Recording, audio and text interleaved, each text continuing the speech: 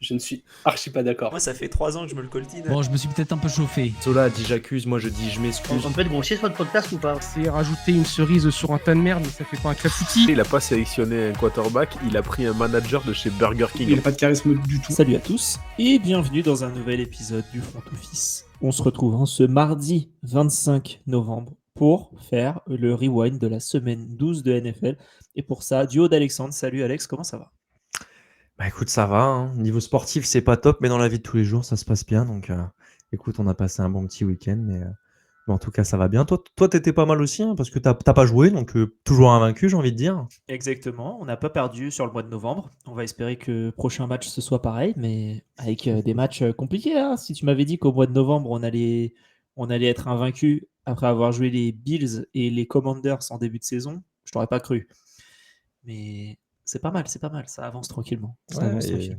y a des petites choses sympas chez les Dolphins en ce moment. Ouais. Chez les Raiders, c'est pareil, c'est bien, il y a des petites choses sympas aussi. On va y venir, va- tranquillement. C'est ça, petit teasing pour le milieu fin d'émission, ça va le faire. On rappelle, abonnez-vous partout, le front office, le Discord, on discute, ça parle beaucoup. Toutes les news, si vous avez peur de rater sur Twitter, parce que Twitter c'est un enfer, vous pouvez venir sur le Discord, vous aurez les mêmes informations et vous pourrez en plus en parler avec tout le monde. Tout comme par exemple, il y a eu des licenciements, il y a eu deux coordinateurs, dont un dont tu parleras. Voilà, t'es content, c'est ton offensive coordinateur qui a été viré. Et chez les Giants, on peut en parler vite fait, parce qu'on va pas trop parler des Giants alors qu'ils ont fait un match. Ah si, vite fait, on va en parler. Mais le defensive coordinateur s'est fait virer par l'offensive coordinateur qui est intérim head coach. Ça, c'est fort. Ça, je trouve ça fort.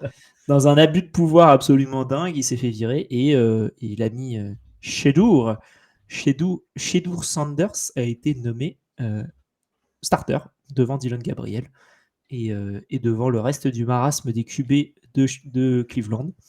Voilà, donc toutes ces informations, si vous voulez venir en discuter avec nous, c'est sur le Discord. On aura un autre épisode aussi qui sera jeudi matin, où vous aurez la preview de la semaine 13. Et jeudi soir, Alexandre, c'est toi qui prends les mains de la chaîne Twitch. C'est ça, avec PA, Battle of the Rooks. On arrive sur les dernières semaines, mais il y a eu un peu de changement dans le classement sur certaines positions. Et ça va être cool d'en parler en vrai, parce qu'il y a aussi pas mal de mentions d'honorable, parce qu'il y a plein de joueurs qu'on n'a pas parlé. Et on va essayer d'un petit peu rendre hommage à beaucoup d'équipes, à beaucoup de joueurs qui ont montré des belles choses durant ces dernières semaines. Et à la fin, restez jusqu'au bout, parce qu'il y aura un top 10, toutes positions confondues, parce qu'on se demande souvent, ah tiens, qui j'aimerais avoir comme joueur. C'est un peu ce que Alex et PA vont faire comme exercice à la fin. Qui sont les 10 rookies qu'ils aimeraient avoir dans leur équipe, sensiblement, ou en tout cas qui ont été les 10 meilleurs sur le début de saison. Puisque sinon, c'est très bien que Alex aurait mis Xavier Watts numéro 1. Ouais, mais ça, c'est les petits coups de cœur. C'est Xavier Watts, après Genty, puis après le reste. Après le reste, on s'en fout. Jacques Bech et Thornton. Jack Bench, parce que le mec, il est jamais sur le terrain, donc je te jure, le gars, on le voit pas. Et Deuxième tour.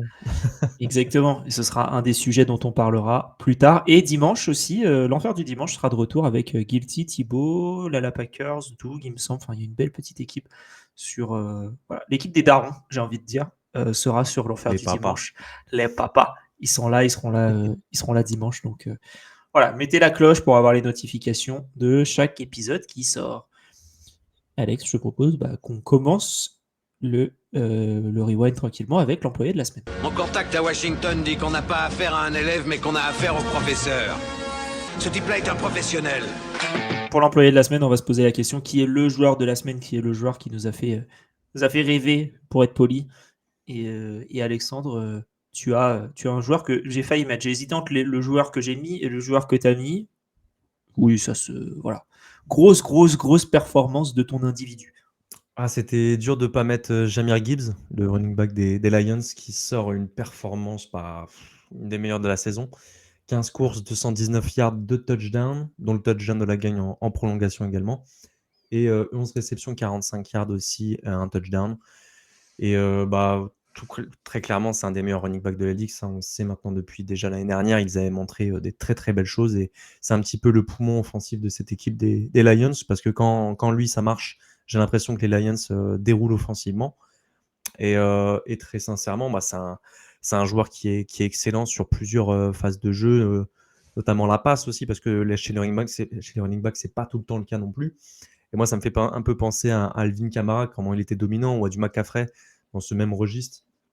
des joueurs qui étaient très dominants aussi également sur la réception pour être vraiment une soupape de sécurité pour le quarterback. Mais lui aussi, ce qu'il fait, c'est qu'avec une bonne ligne offensive, il arrive à trouver les brèches. Et là, c'est jackpot. Là, malheureusement, la défense contre la course des Giants, c'était un petit peu compliqué. Et bah, lui, il a eu besoin que de 15 courses pour se retrouver derrière à faire des courses assez folles pour marquer ses touchdowns. J'avais noté, il devient le 3e running back en yards à la course après ce match. Et alors qu'il est seulement le 16e en portée. Donc ça montre aussi un petit peu l'étendue du talent du bonhomme. Et également 3e en touchdown. Donc voilà, le mec, c'est vraiment une machine à marquer des touchdowns. Pour revenir Et- sur ce que tu dis, sur ce match-là, il fait donc 15 portées, comme tu as dit, 219 Ouais. yards, donc c'est 14 yards et 6 par portée sur un match NFL. Il faut se rendre compte un peu du bébé. Quand tu es à 5, normalement, tu considères que c'est un bon match. Le mec, il fait 14-6. Ouais. Bah après, c'est aidé par les grosses courses à la fin Ouais. de 60, 50 yards. Évidemment, Ouais, il a mais 3 courses de plus de 20 yards. Le problème, c'est que quand il est parti à plus de 20 yards, il en fait 60 ou 70. Quoi. c'est dur de le rattraper derrière. Puis là, dernièrement, c'est vrai que ça marche mieux parce que sur le début de saison, c'était un petit peu en dents de scie. Je crois même qu'il a peut-être loupé un match aussi à un moment. Mais je crois que là, c'est la 4e fois sur les 5 derniers matchs qu'il a marqué, je crois, enfin en tout cas qu'il a inscrit plus de 140 yards en scrimmage, donc run et à la course et à la passe. Donc, voilà, c'est aussi, ça montre un petit peu que offensivement ils peuvent pas s'en passer de ce joueur-là et que bah, très clairement ils vont avoir besoin d'un grand Jahmyr Gibbs pour leur permettre d'aller chercher les playoffs parce que pour l'instant c'est pas encore gagné pour les Lions, mais en tout cas avec un joueur comme ça peut te permettre d'y croire. Il y a eu 62, en tout cas j'ai l'impression, play offensifs parce qu'il y a eu 42 tentatives de passe et il y a eu 20 courses. Donc sur 62, il a été impliqué dans 27, puisqu'il a eu 15 portées et 12 targets. Qu'est-ce que tu veux faire? T'en parlais de la soupape de sécurité. Quand tu as un QB qui n'est pas mobile, avoir un running back qui a des mains sûres, c'est crucial. Et en Jahmyr Gibbs, il savait en le prenant en 12, ça avait. Tout le monde avait dit oula, 12 pour Jahmyr Gibbs, c'est un peu haut. Mais il savait qu'il voulait en faire deux. Qu'ils disaient qu'ils avaient pris 2 joueurs. Ils avaient pris un running back et un receveur. On le voit très bien sur ce match-là. Et c'est monstrueux. C'est très, très, très, très fort. Et un sentiment de facilité. J'ai l'impression de voir. En termes de facilité, j'ai l'impression de voir un Derrick Henry, tu sais, qui court et on le rattrape pas. Mais en même temps, ça se voit que c'est rapide. Alors que Derrick Henry, tu as l'impression qu'il trottine. Lui, tu vois qu'il est à full vitesse et qu'il est irrattrapable. C'est très, très, très fort. Très, très, très fort. Il a aidé les Lions dans un match très compliqué face aux Giants, qu'ils ont remporté, comme tu as dit, en prolongation. Ouais, beau joueur. Beau joueur pour ce joueur de la semaine. Et n'hésitez pas à nous dire si vous êtes d'accord ou si vous aviez un autre joueur. Et moi, je vais parler du mien. Un peu moins impliqué dans le jeu à la course, puisqu'il a eu qu'une portée pour 4 yards et rien fait de plus, mais c'est pas son arme numéro 1. L'arme numéro 1, c'est la réception. Jackson Smith Njigba, on en parle souvent parce que il est en train de nous pondre une saison historique. Et il est sur les traces du 2 milliards à la réception sur une saison. Il est devant tout le monde en termes de stats à l'instant T. Et donc c'est Jackson Smith et Njigba, 8 réceptions, 167 yards, 2 touchdowns sur 10 targets. 56 yards sur ces 167 se font après réception, ce qui est quand même un beau bébé. Hein. C'est un tiers des yards, il se les crée tout seul. On se comprend quand on dit tout seul, hein. Mais il se les crée. Un sentiment de facilité, un sentiment d'être tout seul dans cette équipe offensivement. C'est un sentiment, évidemment, c'est pas le cas. Mais quand même, sur 26 tentatives de passe de Darnold, il y en a quand même 10 qui vont sur JSN, et sur les 16 qui complètent, il y en a 8 qui vont sur JSN. Donc il y a la moitié des passes complétées par l'attaque des Seahawks qui part sur Jackson Smith et Njigba. Derrière, Cooper Kupp ne fait rien. AJ Barner a eu un match compliqué, je trouve, notamment sur un touche-push où il bouge avant. Shahid n'a rien fait du match. Voilà, Arroyo n'était pas là particulièrement, Horton était blessé. Et même avec ça, dans un match qui aurait pu être compliqué face aux Titans, ne l'a pas du tout été. Et enfin, à part à la fin, évidemment, c'est du garbage time. Voilà. JSN, joueur de la semaine. Et voilà. Voilà. Qu'est-ce que tu en penses, Alex? Monstrueux.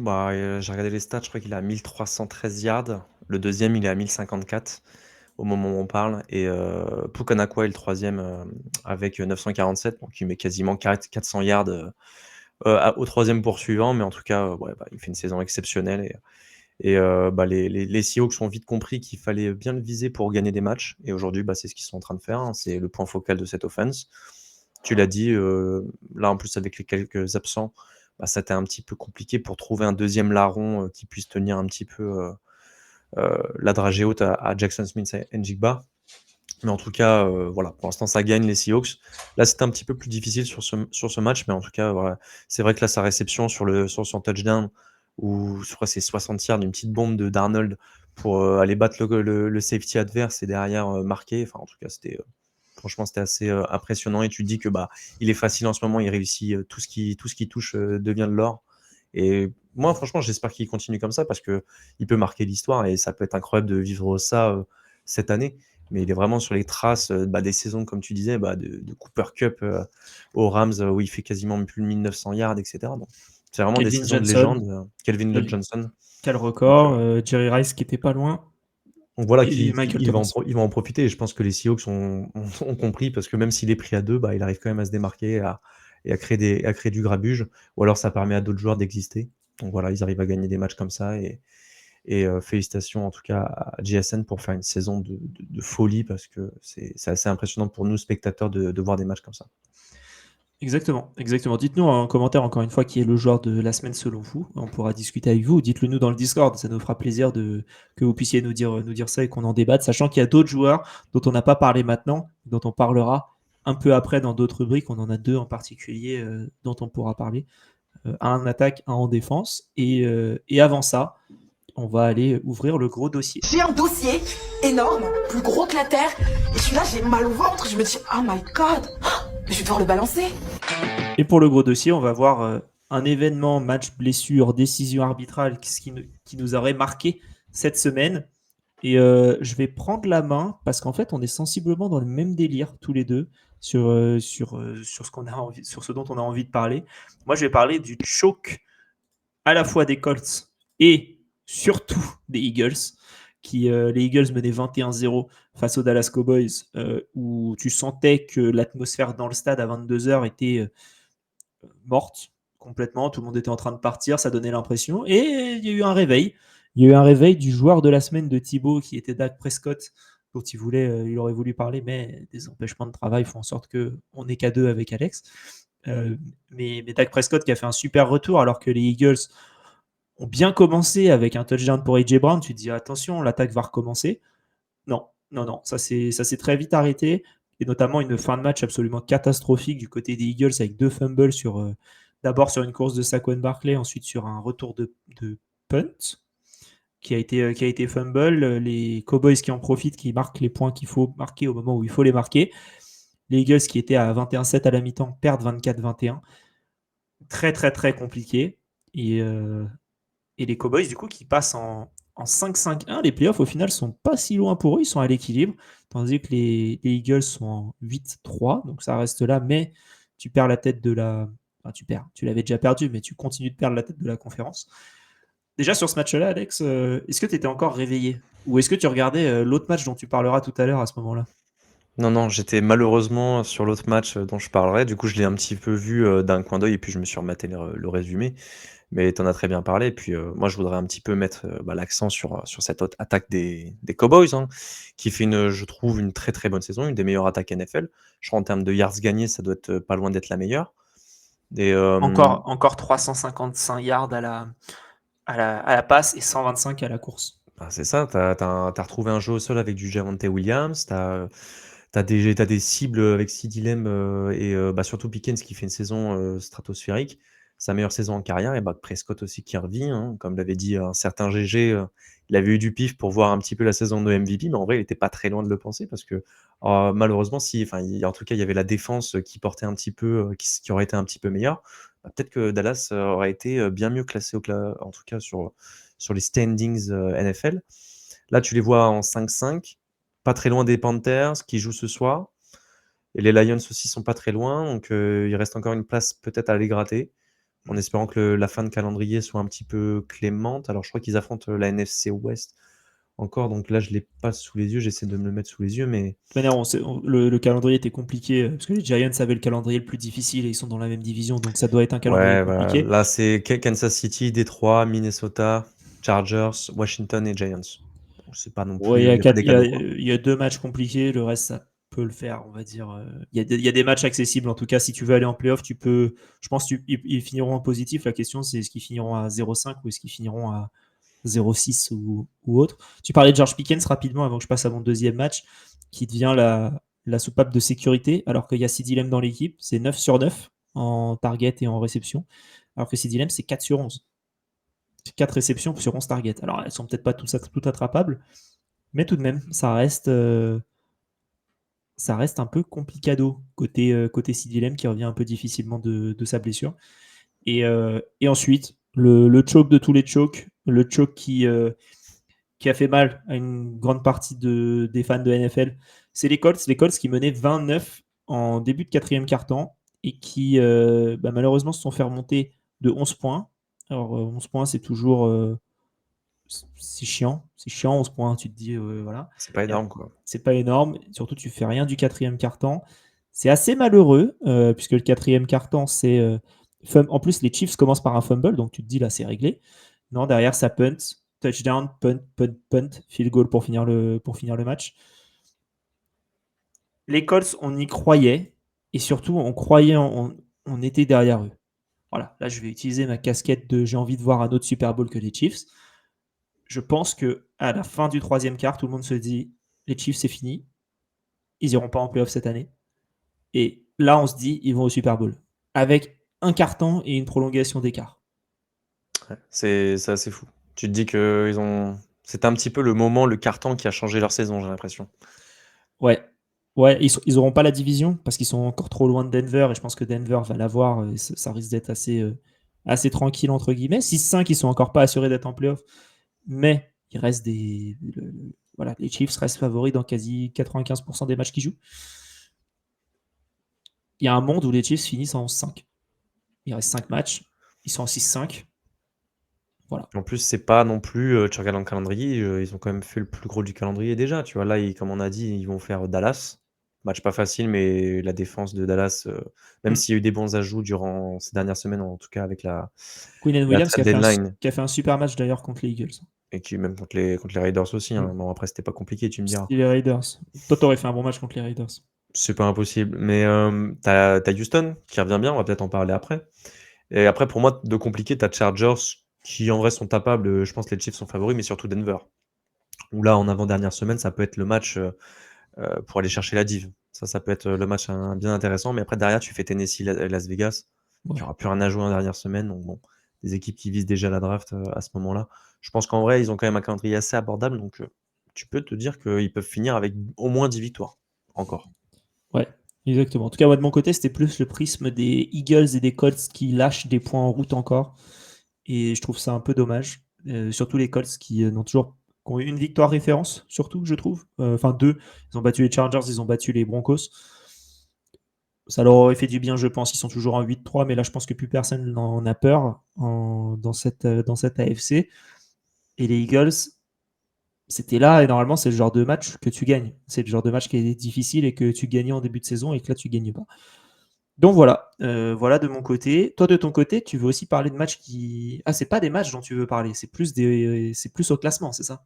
C'est ça, moi c'est surtout sur sur le classement et je voulais parler un petit peu de la remontada des Texans et des Ravens, surtout dans la conférence AFC qui avait fait un début de saison en tout cas catastrophique, hein. On se souvient, du côté des Texans, ils avaient commencé en 0-3, et les Ravens, ils étaient en 1-5, donc il y avait quand même, des gros signes, des gros warnings en tout cas sur ces 2 équipes au début de saison et force est de constater qu'en tout cas, on va commencer par les Texans, mais c'est 6 victoires sur les 8 derniers matchs. 3 victoires sans Stroud, les 3 dernières victoires. Donc c'est quand même des belles prestations, surtout là, notamment lors du Thursday Night Football face aux Bills. Donc il y a quand même une belle performance défensive surtout de l'équipe.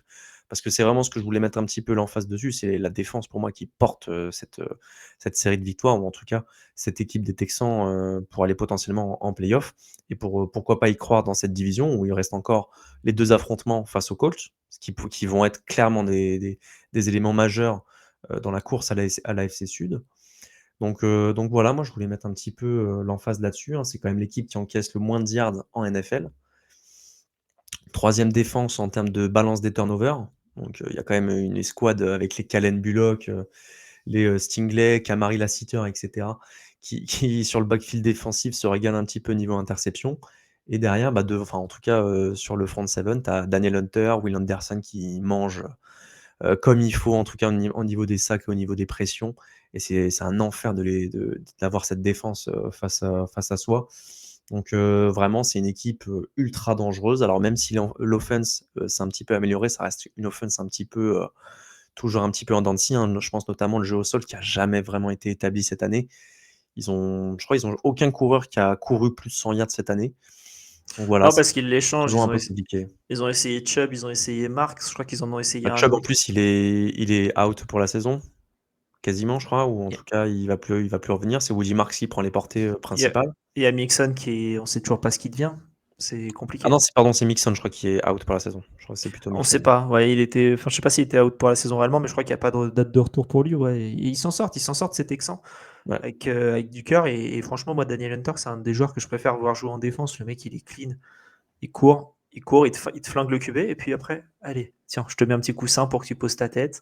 Viens, mon gars, allez. Et je trouve, non, les Texans, c'est vraiment cool. À la base, je voulais mettre les Bills en flop équipe. Mais je trouve que tu mettes les Texans comme ça, je trouve ça beaucoup plus cool. Puis en plus, la O-line des Bills, c'est pas n'importe laquelle. Il n'y a pas de nom ronflant, mais c'est quand même une escouade quand même très solide. Et je trouve le game plan de Demeco Ryans, ça a été vraiment, vraiment très intéressant. Il y a eu pas mal de Bills aussi également. Et quand tu as deux joueurs de ce niveau-là aussi sur les extérieurs, sur le pass rush, ça t'aide très clairement aussi pour créer des brèches, notamment à l'intérieur ou sur d'autres positions. Donc voilà, ça montre. Moi, je voulais un petit peu mettre en avant cette victoire des Texans et cette remise en forme, on va dire, de l'équipe de CJ Stroud, qui on ne sait pas s'il va revenir. Je ne sais pas s'il va revenir prochainement. Je n'ai pas eu de news là-dessus. Je ne sais pas s'il revient la semaine prochaine, mais en tout cas, il ne devrait pas tarder à revenir, je crois. Ça devrait pas tarder, ouais. Après, pour l'instant, Mills se débrouille plutôt pas mal, donc on va dire que c'est bien qu'il reste comme ça. Et il y avait aussi du côté des Ravens, parce que je voulais mettre un petit peu l'accent là-dessus. Les deux équipes sont en 6-5. Et les Ravens qui étaient en 1-5, ça fait maintenant 5 victoires de suite. Une défense qui est vraiment retrouvée parce que sur ces 5 victoires, je crois qu'il y a 13,4 points encaissés. Donc un beau score, même si c'était pas des adversaires très compliqués non plus. Il y a le calendrier qui a pondéré, je suis bien d'accord. Mais en tout cas, voilà, je voulais mettre un petit peu l'emphase sur ce renouveau des Ravens. Peut-être ça va sauver la tête de John Harbaugh. Ça, j'espère pas pour les fans des Raiders qui veulent quasiment tous unanimement le voir partir. Mais en tout cas, on voit aussi l'impact de Lamar Jackson qui, depuis qu'il est revenu, ça va un petit peu mieux. Tu as un jeu au sol qui est un peu retrouvé depuis, je crois que sur cette série de 5 matchs, tu as 150 yards minimum à chaque fois. On sait toujours que les Ravens, pour qu'ils gagnent des matchs, il faut qu'ils courent. Et c'est que ça marche bien avec cette statistique actuellement. Donc, il y a 5 équipes qui sont en 6-5. Il y a les Texans, comme tu viens d'en parler, les Ravens, comme tu viens d'en parler, les Steelers, qui sont en 6-5. C'est pas le même 6-5 que les ils reprennent la tête de la division en plus, là. Oui, les Ravens reprennent la tête de la division. Il y a les Chiefs qui sont en 6-5. Et l'autre équipe... Ah non, du coup, il y en a 6, pardon. On a les Bucks, qui sont en train de chuter comme pas possible. Et on a les Panthers. Donc en fait, dans ces 6 équipes qui sont en 6-5, quand même, c'est les 3 qui donnent la meilleure impression, c'est quand même les Chiefs, les Ravens et les Texans. 3 équipes qu'on n'avait pas enterrées, mais où on n'était pas très très certain de ces 3 équipes-là il y a quelques semaines encore. Ouais, c'est ça. Et puis après, les Ravens, quand même, ça a été un peu dur, hein. C'était pas facile au début, hein. Le premier carton, je crois qu'il était. Même la première mi-temps en global face aux Jets, c'était très compliqué. Je crois que les Jets sont devant en première mi-temps. C'est peut-être la meilleure mi-temps des Jets de toute la saison, j'ai envie de dire. Mais en tout cas, c'était pas un match facile et au final, ils ont quand même cru. Et avec Lamar Jackson, tu peux te dire que les espoirs de playoffs sont clairement encore là. On espère que cette défense va tenir parce qu'il y a quand même encore quelques absents, hein. Madu Biquet, il est toujours pas là de toute la saison. Donc voilà, il faut trouver d'autres joueurs pour prendre la relève. Moi, je pense à un petit Mike Green, hein. Peut-être on va en parler dans le Battle of the Rook, mais qui montre de belles choses sur le poste de edge rusher. Et voilà, il y a vraiment pas mal de joueurs qui montrent aussi des belles choses. Donc c'est cool pour ces deux équipes-là, entre les Ravens et les Texans, de voir qu'ils y croient encore et que les playoffs sont encore un rêve potentiellement accessible pour eux. Exactement. Eh bien, sur ces belles paroles, on va aller voir qui sont les bonnes équipes et qui sont les mauvais élèves. C'est parti pour l'évaluation. Toi tu vis, toi tu vis, toi tu crèves. Hé, qu'est-il arrivé à notre justice savamment rendue par un conseil présidé par nos très sages anciens? Je les ai tous fusillés. Pour l'évaluation, la top équipe, la flop équipe. Alex, je vais te laisser commencer parce que quand je vois la top équipe et je vois l'équipe que tu as mise, je me dis, oula. Mais il faut en parler. Il faut en parler de cette équipe qui fait son petit bonhomme de chemin. Bah ouais, on va parler des Bears. Les Bears qui sont étonnamment premiers de la division NFC Nord, qui quand même avant le début de saison, je pense on était tous assez unanimes, ou en tout cas on était beaucoup à le penser, que c'était la division la plus relevée. Et les Bears, pendant longtemps, on a quand même dit que c'était la plus mauvaise équipe de cette division, en tout cas ces dernières années, surtout. Et bah, je trouve que c'était une victoire plutôt convaincante face aux Steelers, hein, les Steelers qui revenaient d'une défaite aussi également la semaine d'avant. Donc on sait quand les Steelers reviennent d'une défaite, en général, ils sont compliqués à manœuvrer, parce que c'est quand même une équipe qui est toujours chiante à jouer, hein. Il y a des joueurs qui popent un peu de nulle part, hein. Je pense à des Warren ou à des Kenneth Gainwell sur le jeu au sol qui font encore un bon match.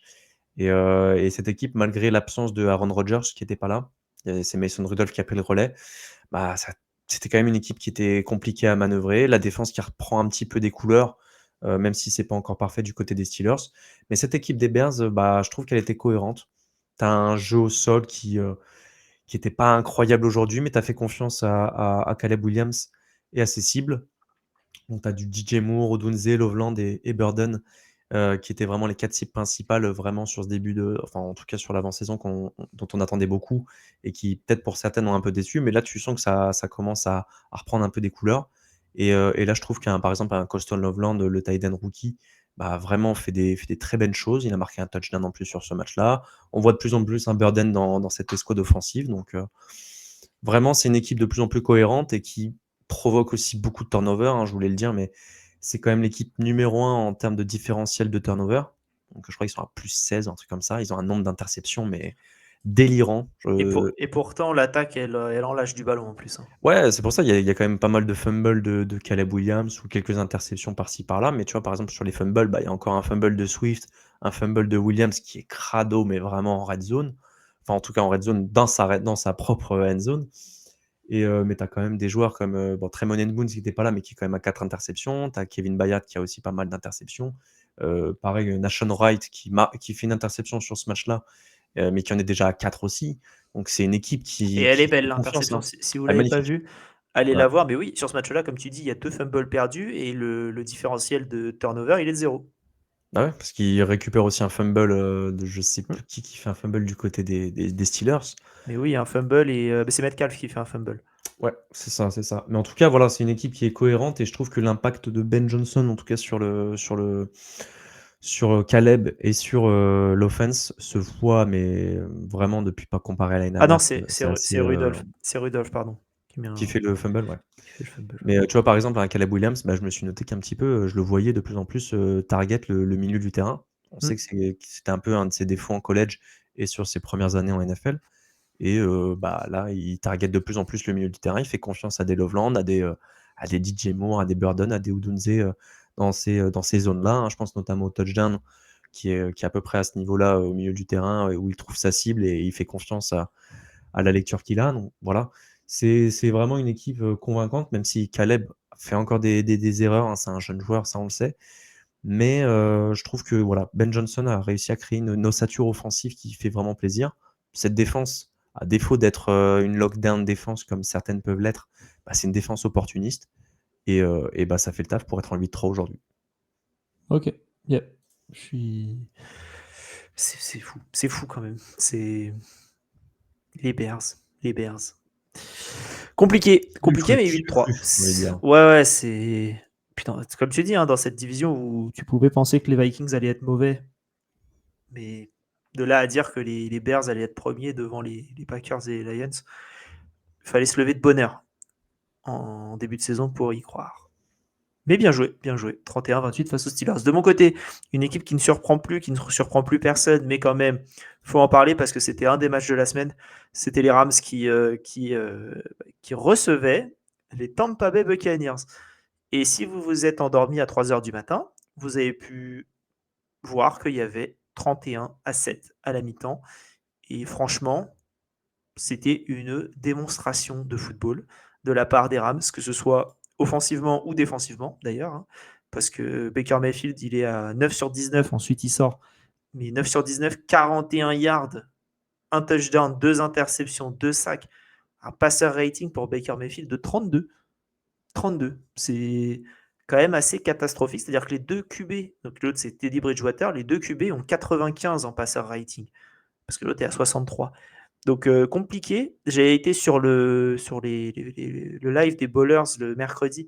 Il me disait ouais, est-ce qu'on croit en Sean Tucker? Je lui ai dit moi personnellement pas du tout.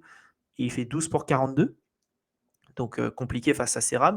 Et en attaque, il se passe rien côté Buccaneers. Il n'y a personne qui a plus de 4 réceptions et c'est Cade Otton qui a 4 et qui donne d'ailleurs une interception bien vilaine à Baker Mayfield en début de match.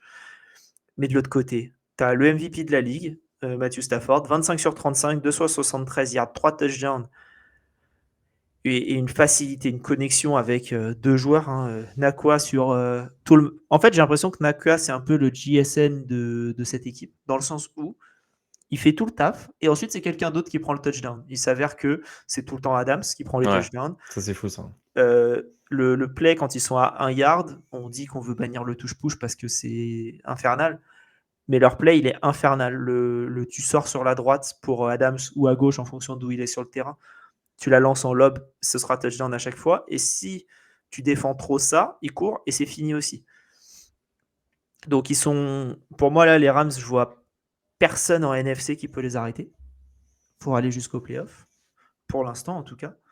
Donc voilà, il n'y a plus qu'à espérer que ce soit vraiment le cas. Mais ouais, c'est beau, parce que quand Adams est arrivé aux Rams, j'étais un peu sceptique sur le duo Stafford-Adams. Adams qui était un peu difficile sur la fin aux Raiders et un peu les Jets, c'était compliqué. Stafford était censé être blessé au dos et quasi pas joué de la saison. Et purée. Ce que c'est fort. Moi, c'est surtout Stafford, hein. Moi, je vais pas te mentir, moi, c'est Stafford avant le début de saison. On a des news un petit peu qui nous parviennent, comme quoi son dos, c'est un peu compliqué. T'as le sentiment que les Rams, quand ils sont descendus à la draft pour récupérer un premier tour de l'an prochain, en tout cas de la draft 2026, c'est justement parce que Stafford, ça va pas trop et que ils se sont dit, tiens, peut-être ça va nous aider à aller en chercher un QB pour l'année prochaine. En fait, t'es en train de regarder, mais il fait la meilleure saison de sa carrière. Donc le mec, il a une... Je sais pas ce qu'il a chopé, il a trouvé la fontaine de jouvence. Derrière, le gars, il fait vraiment une saison incroyable. Il fait très peu de turnover, chirurgical. Après, comme tu l'as dit, hein, Adams c'est monstrueux en red zone et Nakua fait beaucoup de travail qui se voit pas vraiment dans toutes les statistiques non plus. Et cette O-line aussi qui, pour moi, sur le jeu au sol, fait aussi pas mal de bien. Alors, c'est pas la meilleure saison de Kyren Williams, mais mine de rien, ça reste quand même assez intéressant pour que derrière tu puisses utiliser de la play action, etc. Assez menaçant en tout cas. Et cette défense, surtout pour moi, le front seven est monstrueux. Hein. T'as des joueurs élites sur quasiment maintenant chaque position. Et tu commences même à avoir des joueurs sympas sur le backfield défensif. Hein. Je pense notamment à Emmanuel Forbes qui fait un gros match, une interception. Et tu commences à te dire, en fait, le premier tour des Commanders, en fait, il a le talent d'un premier tour, ce mec-là. Ouais. Et qui en fait avec un bon coaching staff et ça fait des belles choses. Donc quand tu dis que t'as McVay à la baguette, c'est compliqué pour les autres équipes. Le souci pour Forbes, ça a été vraiment la comparaison avec Gonzalez et le fait que le choix était mauvais, mais c'est pas forcément le joueur. Juste un petit mot sur l'ami Stafford. Depuis la semaine 4, il est à 3, 6, 7, 12 et 8, 20, 22, 25. Il est à 25-0 en TD et interception. C'est délirant. Semaine 4, et donc sur la saison, c'est du 32. C'est sa meilleure saison en carrière en termes statistiques et en termes de turnover. 2830 yards, 30 touchdowns, 2 interceptions, un bilan de 9-2, 66% de passes complétées. Enfin voilà, grâce à cette saison, il passe enfin en positif. Ce qui est quand même fou sur une carrière d'être en négatif à cet âge-là et d'être toujours titulaire. Il va avoir 38 ans. Je crois que pendant le jour du Super Bowl, je crois que c'est son anniversaire, je vais vérifier. Tu la vois l'histoire s'écrire là? Attends, je vérifie. Le jour du Super Bowl là? Non, c'est un jour après le Super Bowl. Donc il a le temps de le fêter et le lendemain, il peut aller gagner son Super Bowl. On n'est pas encore là. Hein. Ça peut changer, hein. Ça peut changer. Mais voilà, les Rams, en tout cas, aujourd'hui, pour moi, sont un des favoris au Super Bowl. Et on verra quand on parlera du Power Ranking. Il reste tranquillou. Numéro 1. Je vais enchaîner très rapidement avec ma flop équipe parce qu'on leur tape souvent dessus, mais je trouve qu'on leur tape jamais assez dessus. C'est les Vikings. Les Vikings, c'est très, très, très compliqué. Je vais plus prendre le prisme de l'attaque qui n'avance pas. Voilà, c'est du triple-double du côté de JJ McCarthy, puisqu'on est à 12 sur 19 pour 87 yards sur un match. Donc, même pas 100 yards, 2 interceptions, 5 sacs. On parlait du passer rating de l'ami Baker Mayfield, lui c'est sensiblement pareil, c'est 34. Puis surtout, tu as l'impression de voir une déconnexion totale avec le reste de son attaque. Addison, invisible. Naylor, invisible, qui est un bon, normalement, receveur qui t'aide de temps en temps. Thielen, il fait un drop et puis il rigole. Tu sens vraiment la mentalité où ça sert à rien. C'est très compliqué. Alors évidemment, tu joues face aux Packers et que les Packers, c'est pas simple. Tu joues à Lambeau. À Lambeau, c'est pas simple. Mais en même temps, tu les joues tous les ans à Lambeau. Donc, tu es censé un peu connaître. Apparemment, l'ami JJ McCarthy sera probablement out sur la semaine prochaine. Et ça va nous mettre un undrafted rookie. J'ai même plus le nom. C'est un truc genre Pierce Brosnan, mais c'est pas Pierce Brosnan. Ah oui. Brosnan, genre comme ça. C'est Bruce Lee ou c'est Bruce Lee. Voilà. Max Brosmer. Brosmer, putain. Voilà. Donc, écoute, j'ai envie de te dire que ça peut pas être pire, et puis à chaque fois, on est surpris. Mais les Vikings, c'est compliqué parce que c'est une belle équipe, c'est une belle O-line. Alors, l'O-line, elle déçoit un petit peu, évidemment, par rapport aux investissements qui ont été faits, mais ça reste quand même une belle ligne qui a réussi à ouvrir des brèches en début de saison, et je sais pas, on dirait que ça ne veut pas fonctionner. Sur ce match, c'était vraiment compliqué quand même. Ouais. Franchement, Parsons, même Devontae Wyatt, ça se régalait à l'intérieur. C'était très compliqué. Et puis, comme tu dis, il y a eu quand même des gros investissements. Et moi, je reste un petit peu sur ma faim parce que mine de rien, tu peux au moins mettre un jeu au sol en place. Et là, il a même pas le jeu au sol pour t'aider vraiment, que ce soit sur ce match. Mais il y a eu beaucoup d'autres matchs, je trouve, où le jeu au sol de Minnesota n'a pas non plus été en tout cas présent. Ce qui est logique, puisque quand tu n'as pas peur du QB, tu peux mettre plus de monde dans la boîte et aller fumer complet le QB ou jouer à la course et faire d'une pierre deux coups. C'est ça, tu vois. Ouais, c'est pas ultra étonnant, et puis il prend du temps, hein. Franchement, il est décevant. Et tu parlais juste de Parsons, après je te laisse la main, mais Parsons qui, ça y est, est le deuxième joueur de l'histoire à faire 5 saisons à 10 sacs pour commencer sa carrière. C'est le deuxième joueur après quelqu'un qui a fait 9 saisons à 10 sacs pour commencer sa carrière. Ce que je trouve absolument dingue. Dans les années 50, en plus, quand il y avait moins de matchs, il y en a qui sont assez fous sur leur carrière. Je te laisse continuer si tu veux parler des Vikings ou si tu as envie d'ouvrir le débat sur ta flop équipe. Oh non, juste un petit mot, c'est sur JJ McCarthy. En vrai, malheureusement, c'est compliqué parce que tu peux rien espérer en fait en tant qu'équipe si ton quarterback ne lance même pas pour plus de 150 yards. Et puis derrière, c'est pareil, tu as l'impression que soit il a trop de pression parce que sa O-line se fait déborder et derrière il peut pas viser ses cibles. Tu vois un pauvre Justin Jefferson qui est là, qui se sépare, hein, qui arrive à créer de la séparation, mais malheureusement il n'est pas target, ou quand il est target, c'est compliqué parce qu'il y a toujours plusieurs joueurs sur lui. Et puis derrière, tu n'as pas le jeu au sol pour t'en sortir. Donc derrière, l'équipe adverse sait déjà d'avance ce que tu vas faire. Là, je crois que ça fait depuis 7 ou 8 semaines, même plus, je crois, à peu près. Je crois que c'est depuis la semaine 3 où ils n'ont pas un running back qui dépasse les 100 yards. Donc ça montre un petit peu que c'est un gros problème chez eux. Et puis voilà, cette offense, malheureusement, elle va vivre et mourir par les performances de JJ McCarthy. C'est un jeune joueur, après, on le savait. Je ne sais pas si des gens attendaient qu'il soit performant, ou en tout cas espéraient qu'il fasse une saison en 25 touchdowns, 3 interceptions. Mais c'est un joueur qui avait déjà beaucoup de lacunes, en tout cas à l'université. Il avait un potentiel incroyable, et ça, je suis totalement d'accord. Mais c'est un joueur qui, à Michigan, avait besoin d'un jeu au sol performant. Et là, malheureusement, c'est pas le cas aux Vikings. Et tu lui demandes de lancer 30 ballons par match. C'est pas ce qu'il faisait à Michigan. Michigan, il lançait 15-20 ballons.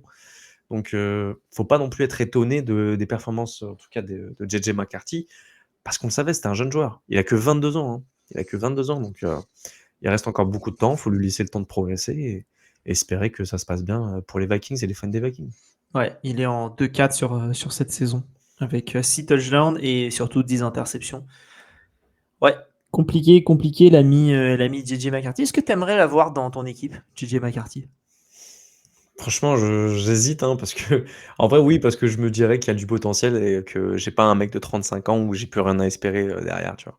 Parce que tu Impossible. construis une ligne, tu as déjà le coureur, tu as un tight end, il y a Il y a un semblant de quelque chose, quoi. Ouais, maintenant, il faudrait faire une ligne. Mais Alex, c'est ton Quand tu veux moment. qu'on en parle, quoi. C'est ton moment, c'est ta flop équipe. Parle-nous de tes Las Vegas Raiders. Ouais, bon, je vais en parler rapide parce que derrière, je voudrais aussi saluer la performance de la défense des Browns qui a été vraiment incroyable. Mais petit mot sur mes Raiders, hein, que c'est très compliqué, hein. Tout le monde est un petit peu au courant, tout le monde le sait, tout le monde s'en fout parce que c'est normal. On est une équipe qui est dégueulasse, qui d'un point de vue sportif, fait des choix assez incompréhensibles, hein. On est une équipe qui est en 2-9 aujourd'hui et qui ne fait toujours pas jouer les jeunes joueurs. Une O-line qui est catastrophique, une offense qui était, abyssale, hein, vraiment, tu sais pas où ça va. Et là, justement, on vient d'annoncer la news en début d'émission, mais Chip Kelly, s'est fait remercier. Bon voilà, c'est un peu breaking news, on va dire. Mais Chip Kelly n'est plus l'offensive coordinator et je crois qu'on fait du recyclage, hein. On va chercher Greg Olson, notre ancien coordinateur, sous John Gruden.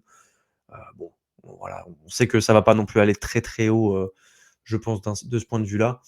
Mais voilà, c'est une équipe, aujourd'hui qui n'a plus rien à espérer. On cherche tout simplement la bonne position à la draft. Le problème, c'est qu'on est beaucoup d'équipes, dans ce cas de figure avec les Titans, les Jets, enfin des petites équipes comme ça qui ne cherchent pas à gagner des matchs, malheureusement.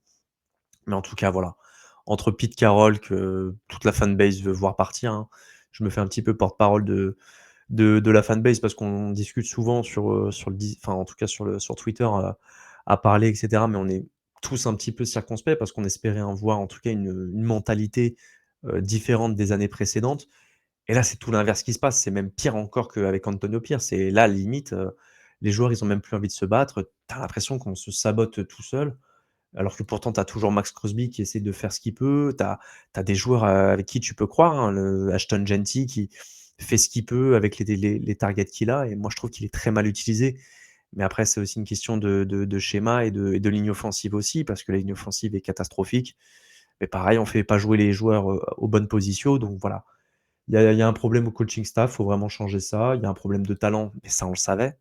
Après, voilà, il y a des choses qui sont très, très moches à voir et cette équipe n'a vraiment plus d'envie, à tel point qu'on laisse, les Browns de Shedeur Sanders nous balayer chez nous. Donc voilà, c'est pas grand-chose à dire, hormis que je suis content que Myles Garrett, se rapproche du record, parce qu'un ancien de Texas A&M et puis c'est un joueur que j'adore.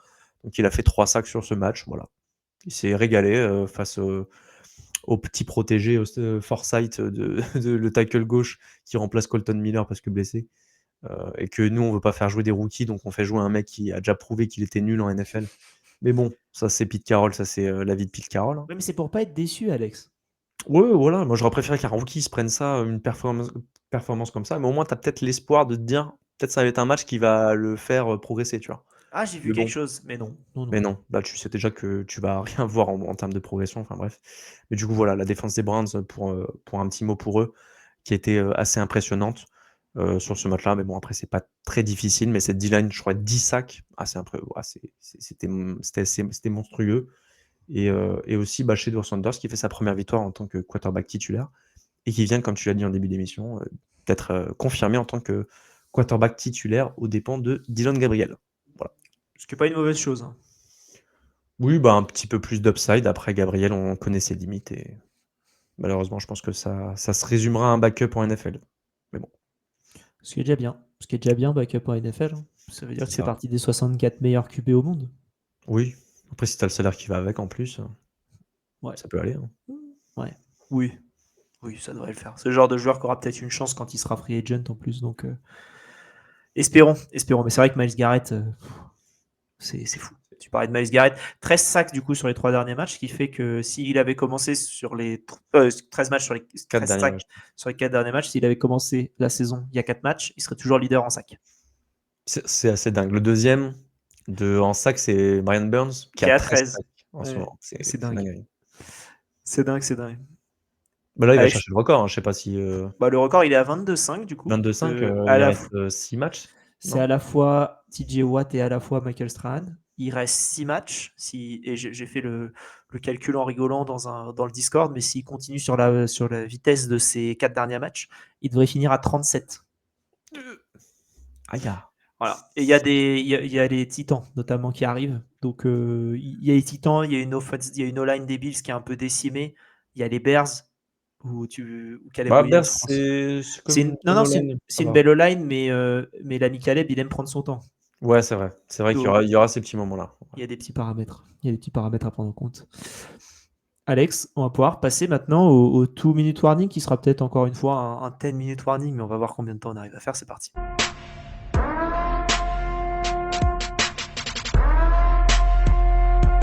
Pour le 2-minute warning, on va faire un petit point sur les matchs dont on n'a pas parlé et très rapidement donner le score des autres. Donc les Texans, lors du Thursday Night Football, ont battu les Bills 23-19, on en a parlé tout à l'heure. La remontada des Texans continue.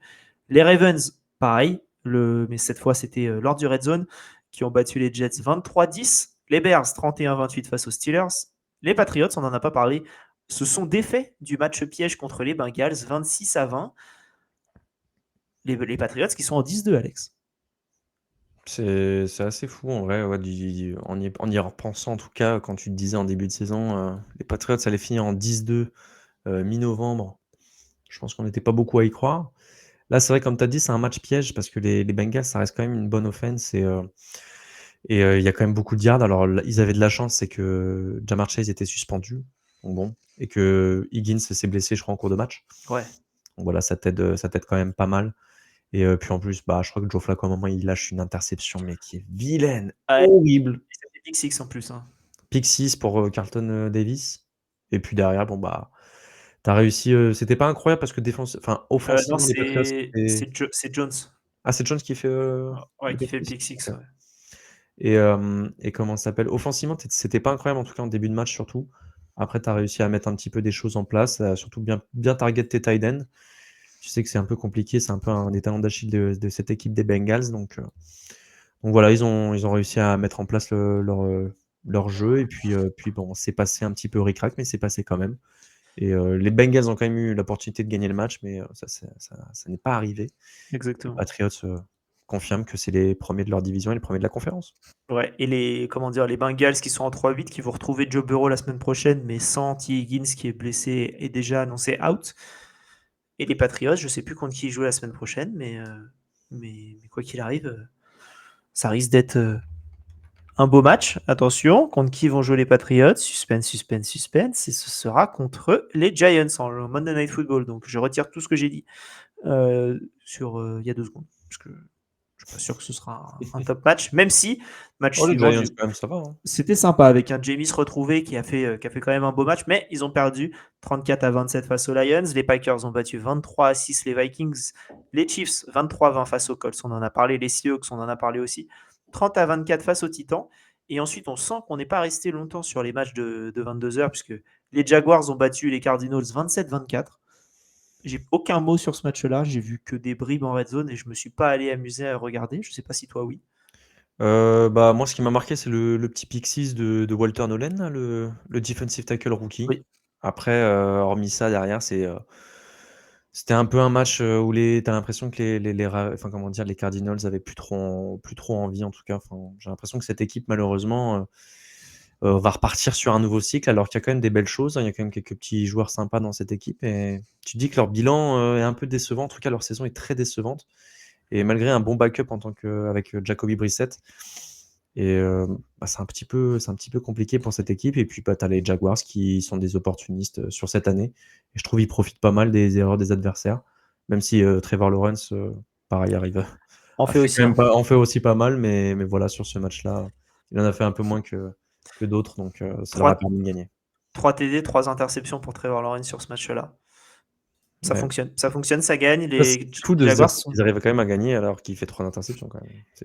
Ouais, et les Jaguars qui, doucement mais sûrement, ne sont plus qu'à une victoire des Colts à la tête de la division de la NFC Sud. 8-3 pour les Colts, 7-4 pour les Jaguars. Il y a un monde où, parce que c'est après prolongation en plus que les Jaguars gagnent, on n'était pas loin d'un 9-2 Colts et d'un 6-5 Jaguars. Et au final, ça se relance complètement. du côté de la FC Sud, alors que côté NFC West et les Cardinals, c'est sensiblement fini. Pas officiellement, mais bon, c'est tout comme 3-8.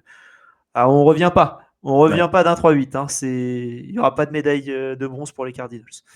Puis juste petite mention aussi sur c'est Brenton Strange qui revenait de blessure et qui a fait du bien, tu sens, à cette offense des Jaguars, le tight end, qui avait fait des très bonnes choses avant sa blessure.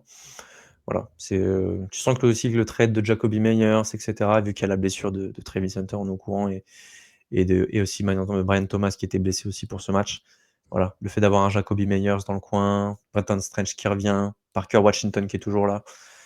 T'as quand même des petites cibles et Cohen, c'est quand même un assez bon coordinateur, enfin en tout cas head coach, mais aussi très bon coordinateur offensif. Donc il sait se débrouiller avec ce genre de joueurs et puis derrière, voilà, ça permet de cruiser un peu sur ce type de match. Exactement. Les Browns ont battu les Raiders, comme on en a parlé, 24-10. Les Eagles ont perdu face aux Cowboys 24-21 dans un match que je vous invite à aller regarder au moins le 15 minutes si vous n'avez pas pris le temps. Je pense que s'il y a un match, pour moi, c'est celui-là. Puisque vraiment, tu vois une équipe qui s'effondre, une équipe qui renaît de ses cendres, je trouve ça cool. Et Falcons 24-10 face aux Saints. Pareil, peu de choses à dire, à part que c'est la première victoire des Falcons en division depuis octobre 2024 et c'était déjà Kirk Cousins. Ah ouais. Ouais. Bah. Donc, Michael Penix, compliqué. Attention. Mais les Falcons, 4-7, hein, le push pour l'équilibre commence. C'est parti. Puis en plus, il n'y avait pas Drake London. Hein. Drake London n'était pas là. Heureusement qu'il y avait Bijan qui était un peu là pour faire un petit peu. Et tu as toujours la connexion Cousins-Mounet qui avait Ouais, qui marche super bien celle-là. Hein. Elle avait bien marché la saison dernière, elle a encore bien marché cette saison, dans ce match-là. Les Saints, c'est toujours compliqué, honnêtement. Pourtant, offensivement, c'est pas cata, mais c'est pas bon non plus, quoi. Ouais, c'est toujours des petites erreurs quand même par-ci par-là. Tu fais lancer quand même 43 ballons à Tyler Shaw. Alors c'est bien, ça permet à lui qui se mette en jambes, à ce que tes tackles offensifs qui sont quand même des premiers tours que tu as draftés sur ces 2 dernières années, bah pareil, se mettent un petit peu en jambes parce que tu vises rien cette année. Mais voilà, tu abandonnes un petit peu le jeu au sol, ça c'est un petit peu dommage. Même s'il y a quand même beaucoup de joueurs qui ont touché la gonfle, mais Oui, ils dépassent même pas les 80 yards. Donc, Alvin Kamara est sorti sur blessure et visiblement, ça peut être longtemps, quoi. Ouais, c'est ça. La blessure, si c'est fin de saison, je serais pas surpris. Et tu vois, cette défense est un peu opportuniste aussi, tu vois. Ils essayent cette défense, tu sens qu'elle est pas mauvaise, etc. Mais malheureusement, si l'offense rend le ballon assez régulièrement à l'offense adverse, bah derrière, la défense des Saints se retrouve en difficulté et puis c'est compliqué. Hein. Ouais, une interception et 2 fumbles sur ce match-là, du côté de nos amis des Saints. Interception de qui du côté des Falcons? Interception il me semble, ton plus grand ami Xavier Watts. Je voulais voir si tu l'avais. Oui, elle est belle en plus, l'interception. Elle est belle, hein. Elle est dans la end zone, non, elle est très très belle interception. Puis t'as James Pierce aussi qui marche bien. Et j'ai vu une stat aussi, petit aparté, j'ai vu une stat en termes de sacs, les Falcons, ils sont dans le top 4 NFL. J'étais choqué de cette stat. Et ça m'étonne pas avec tous les investissements. Depuis des années, ils étaient derniers. Hein. Après, avec tous les investissements qu'ils mettent depuis 2-3 saisons sur la défense, cool que ça fonctionne. Et avec c'est Raheem Morris, leur head coach, qui était coach défensif aux Rams avant d'arriver là, c'est bien. C'est bien. Puis t'as plein de jeunes, là. Tu vois, genre Brandon Dorlus, l'ancien d'Oregon, qui est là en defensive tackle, Ruki Ororo, le 2e tour de l'année dernière. T'as James Pierce qui fait encore un sac, Jalen Walker fait encore un sac. T'as plein de jeunes là qui marchent bien, donc ça progresse, c'est bien, même s'ils visent pas grand-chose cette année malheureusement. Ouais. Il faudra juste repartir voilà, sur des... Au moins, ils ont des bonnes bases défensives, je trouve, pour les années futures. Oui, exactement. Et dans le match de dimanche, dans la nuit de dimanche à lundi, on en a parlé, les Rams 34-7 face aux Bucks. Les Bucks, c'est compliqué, on aura l'occasion d'en parler dans le prochain segment. Et le match de cette nuit, que vous connaissez déjà le résultat au moment où vous arrivez à ce moment de l'émission, mais les Panthers vont sur le terrain des Niners. Beau petit match sympathique pour un peu avoir une petite idée des forces en présence. Les Panthers, en gagnant ce match face aux Niners, seraient premiers de division, comme prévu. Et aussi, je pense que déjà, ils clinchent un petit peu le playoff, mais c'est vrai qu'aussi, ils se mettent... parce qu'on sait que cette division va être très serrée et que c'est pas impossible qu'ils finissent pas premiers de leur division à la fin. Mais tu sais que ces matchs-là, parce que les 49ers sont vraiment une équipe qui est un peu dans le même range actuellement en termes de bilan. Et si tu arrives à gagner ce genre de match-là, bah, ça peut te rapprocher pour les playoffs et te donner une bonne chance d'y accéder en tout cas. Exactement, exactement. Voilà donc tous les matchs. D'un point de vue prono, rapido, alerte générale, GG est en tête des pronos sur la saison. 117 avec Thibaut et Anto. Je suis à 115, Doug à 114, Guilty qui fait le meilleur score de la semaine avec 12 points au moment où on enregistre est à 112, PA à 111, toi tu es à 104 et Trey ferme la marche. En même temps, Trey n'a pas fait ses pronos depuis 2 semaines. Voilà. Est-ce que. Voilà, shame Trey. C'est Shame dommage on parce him. que s'il avait fait 9 deux fois, il serait mieux. Il serait Putain, mieux. moi, je fais toujours 8. Attends, moi, franchement, depuis des semaines, je dépasse jamais les 10. 9, 6, 8, 9, 9. Tu vois, je peux jamais gagner un peu, tu vois. C'est C'est la vie. compliqué. C'est la vie. C'est la vie. Allez, Alex, je te propose qu'on passe maintenant à l'overtime. Oui, mais dépêchons-nous, je n'ai que quelques heures. Et pour l'overtime, on va parler du power ranking qui s'affiche à l'écran. Vous pouvez voir si vous êtes sur YouTube, vous l'avez. Si vous n'êtes pas sur YouTube et que vous êtes en podcast et que vous l'écoutez pas trop tôt cet épisode, vous pourrez l'avoir sur Instagram, instagram.com/lefrontoffice, où on diffusera ça. Mais sinon, il sera dispo un peu partout, un peu tout le temps. Les premiers restent en tête, les Rams et les Patriots qui ont convaincu, alors que le reste, on a eu du mal à faire ce top, allez, on va dire de 3 à 8, puisqu'on a monté les Seahawks de 2 places, alors que c'était contre les Titans, ils ont eu du mal, les Broncos n'ont pas joué, ils montent de 2 places. Les Eagles chutent, les Colts chutent, et les Chiefs, voilà, les Chiefs, ça y est, ils reviennent dans le top 8, à notre plus grand bonheur. Et voilà, et Alex, peut-être le point le plus important, on a un nouveau dernier. Ouais, bah les Raiders, écoute, hein. Mais que veux-tu? Parce que les Titans ont au moins montré des choses sur la défaite face aux Seahawks. Kamara a peut-être fait le meilleur match de sa carrière, donc j'ai envie de Et récompenser ça. il y avait Restrepo, coïncidence, je ne pense pas. Non, voilà. Et si en plus Restrepo continue à jouer, peut-être que, attention, ça va monter les places. Exactement. Ah bah, c'est évident, c'est évident. Les Vikings chutent pas mal pour le coup. Ils passent dans la 4e partie de tableau en 25. Et je pense que ça peut continuer de descendre. Je sais pas, parce que les équipes, en vrai, pour moi, les seuls qui peuvent remonter dans la dernière partie de tableau, c'est peut-être les Browns, tu vois. Les Browns, en Browns, vrai, qui peuvent, s'ils continuent à gagner quelques petits matchs par-ci, par-là, et leur défense est toujours aussi bonne, je pense qu'ils peuvent peut-être monter un petit peu. Et puis derrière, tu as quand même les Commanders qui sont pas non plus dingos, qui peuvent redescendre aussi. Les Giants peuvent potentiellement descendre, même si ils montrent des belles choses. Donc, non, pour moi, tu as les Browns, comme tu dis, qui peuvent remonter. Et je pense que les Bengals peuvent remonter avec le retour de Joe Burrow. ouais, Ça peut aussi. éventuellement remonter. Et les Cards, si l'alignement des planètes se fait. Mais je pense que les 4 équipes qu'on a après, que ce soit Saints, Jets, Titans, Raiders, ça m'étonnerait que ça remonte de bien haut. Et un peu dans le milieu de tableau, les deux plus gros mouvements, c'est les anciens premiers de notre power ranking, hein, comme on dit. Si tu es premier de notre power ranking, tu as une chance de chuter loin. Bah là, on le voit, les Bills 10e, moins 3 places, et les Bucks 13e, moins 4. Compliqué. Ouais, bah, les Bucks, après, c'est mérité, hein. Ça fait plusieurs semaines que c'est compliqué offensivement. Ouais, tu es à 6-5 au final. Tu es au même bilan que les Panthers. Les Panthers sont 20e. Et les Bucks sont 13e. Après, on sait que voilà, il y a un jeu des blessures, etc., qui en ce moment pénalise pas mal les Bucks. Donc, on est au courant de ce que cette équipe peut montrer, enfin, en tout cas, peut montrer un autre visage. Exactement. Et on va parler de l'équipe qui n'a sûrement rien à faire à la place où elle est, mais on n'arrive pas à la mettre plus haut. C'est les Bears. Les Bears sont en 8-3 et sont à la 14e place. Ouais, 14e place, parce que je pense enfin, en tout cas, il y a ce côté, il y a quelques matchs où ils sont vraiment pas loin de les perdre, et dans l'impression visuelle, tu as toujours ce côté où c'est toujours compliqué. Je pense notamment au match face aux Raiders. Pour moi, ils doivent le perdre tous les jours de la semaine, mais voilà, les Raiders donnent des munitions. Geno Smith, je crois, il avait fait 3 interceptions sur ce match. On loupe le field goal de la gagne. Bon, voilà, ça aide aussi un peu le bilan. Il y a d'autres matchs un petit peu comme ça où ils sont passés un petit peu entre les gouttes. Donc, dans l'impression visuelle, j'ai envie de dire, c'est un peu le manque de domination. Mais c'est vrai que là, ce match face aux Steelers, moi, m'a un petit peu rassuré. Donc, à confirmer sur les prochaines semaines.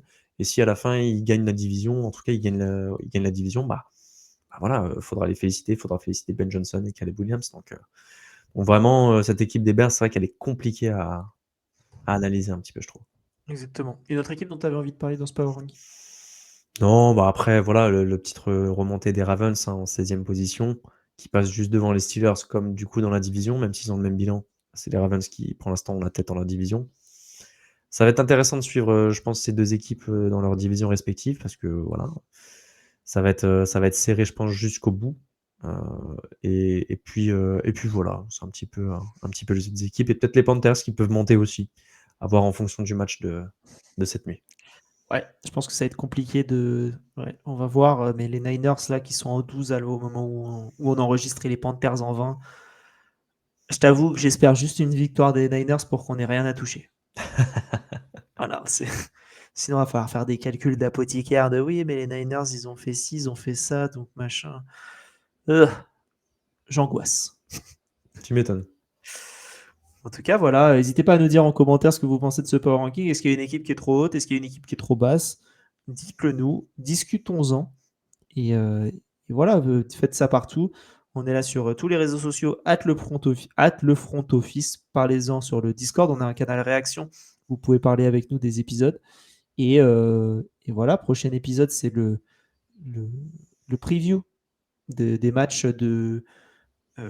Des matchs de la semaine 13, qui est une semaine spéciale, puisqu'on a les matchs de Thanksgiving, qui du coup nous donne 3 matchs le jeudi, avec un match à 19h, un match à 22h30, pardon, et un match dans la nuit de jeudi à vendredi, un peu comme d'habitude, mais aussi un match vendredi à 21h. Et ça, c'est cool. Ça fait plaisir. Ça fera moins de matchs lors du Red Zone, mais il n'y a pas de bye. Donc, on gagne au change. Donc voilà, on en parlera jeudi, et Battle of the Rooks avec Alex, jeudi soir, et Alex et PA. Suivez ça, et l'enfer du dimanche, avec l'équipe des Darons, qui nous feront le pire de la NFL sur le mois de novembre. Et puis voilà. Merci Alex. Bah merci à toi. Avec plaisir. On vous souhaite à tous une bonne journée. Merci d'avoir écouté l'épisode jusqu'ici. Et vive le football.